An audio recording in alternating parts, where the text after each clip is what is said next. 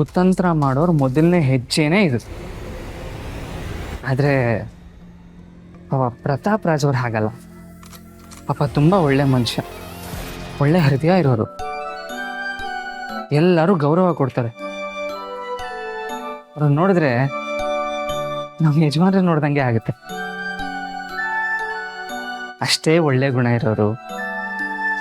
ಅಲ್ಲಿ ವಿಜಯಾಂಬಿಕಾ ನಮ್ಮ ಯಜಮಾನ್ರಿಗೆ ದ್ರೋಹ ಮಾಡ್ದಂಗೆ ಇಲ್ಲಿ ರಾಜೇಶ್ವರಿ ಪ್ರತಾಪ್ ರಾಜ್ ಅವ್ರಿಗೆ ದ್ರೋಹ ಮಾಡ್ತಾ ಇರ್ಬೋದಾ?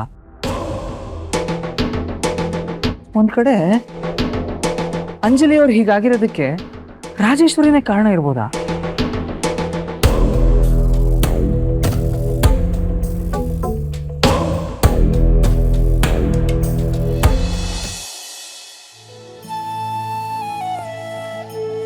ಯಜಮಾನ್ರೆ, ಈ ತಿಂಗಳು ಅಡಿಕೆ ಮಾರಿರೋದು 4.5 ಲಕ್ಷ, ತೆಂಗಿನಕಾಯಿ ಮಾರಿರೋದು 5.5 ಲಕ್ಷ ಬಂದಿದೆ. ಇದಕ್ಕಾಗಿರೋ ಖರ್ಚು ವೆಚ್ಚ, ಈ ಲಾಭ ನಷ್ಟ ಖರ್ಚು ವೆಚ್ಚ ಎಲ್ಲ ಇದ್ದದ್ದೇ. ಆದರೆ ನಾವು ಖರ್ಚು ಮಾಡಿದ್ರು ಹೆಚ್ಚಾಗ್ತಾ ಹೋಗುವಂಥದ್ದು ಏನಾದರೂ ಇದೆಯಾ ನಿನ್ನ ತಲೆಯಲ್ಲಿ? ಏನಂದ್ರಿ ಯಜಮಾನ್ರೆ? ಖರ್ಚು ಮಾಡಿದಷ್ಟು ಹೆಚ್ಚಾಗೋವಂಥದ್ದ? ಅಂಥದ್ದೇನು? ಅಯ್ಯೋ, ನನಗದೇನು ಅಂತ ಗೊತ್ತಾಗ್ತಿಲ್ಲ ಯಜಮಾನ್ರೆ, ನೀವೇ ಹೇಳ್ಬಿಡಿ. ಖುಷಿ ರಾಜಪ್ಪ, ಖುಷಿ. ಈ ಖುಷಿ ನಾವು ಖರ್ಚು ಮಾಡಿದಷ್ಟು ಹೆಚ್ಚಾಗ್ತಾ ಹೋಗುತ್ತೆ, ನಾವು ಹಂಚ್ಕೊಂಡಷ್ಟು ದುಪ್ಪಟ್ಟಾಗುತ್ತೆ ರಾಜಪ್ಪ. ಹೌದು ಯಜಮಾನ್ರೆ, ನಿಮ್ಮ ಮಾತು 100ಕ್ಕೆ 100ರಷ್ಟು ಸತ್ಯ. ನಿಮ್ಮ ಮುಖದಲ್ಲಿ ಅದು ಕಾಣಿಸ್ತಾ ಇದೆ. ನಿಮ್ಮ ಮನಸ್ಸಲ್ಲಿ ಅದೆಷ್ಟು ಖುಷಿ ತುಂಬಿಕೊಂಡಿದ್ದೀರಾ ಅಂತ. ಇರಲೇಬೇಕಲ್ವಾ ರಾಜಪ್ಪ?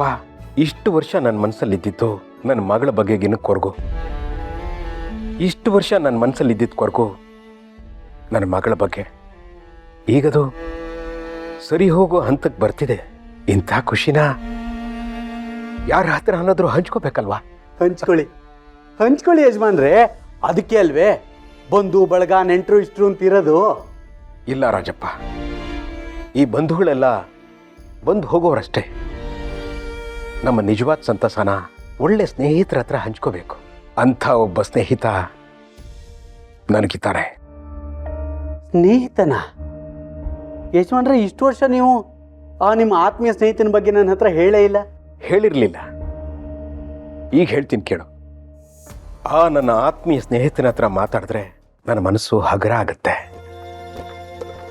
ಅವನ ಹತ್ರ ನನ್ನ ಮನೆ ಬಗ್ಗೆ, ನನ್ನ ಕಷ್ಟ ಸುಖಗಳ ಬಗ್ಗೆ ಎಲ್ಲ ಹೇಳ್ಕೊಂಡಿದ್ದೀನಿ. ಈಗ ಅವನ ಜೊತೆ ನನಗೆ ಮಾತಾಡಬೇಕು ಅಂತ ಅನ್ನಿಸ್ತಿದೆ ರಾಜಪ್ಪ. ನನ್ನ ಫೋನ್ನಲ್ಲಿ ವೀರು ಅಂತ ಒಂದು ಹೆಸರು ಸೇವ್ ಮಾಡಿದ್ದೀನಿ, ಫೋನ್ ಮಾಡಿಕೊಡು. ಸರಿ ಯಜಮಾನ್ರೆ.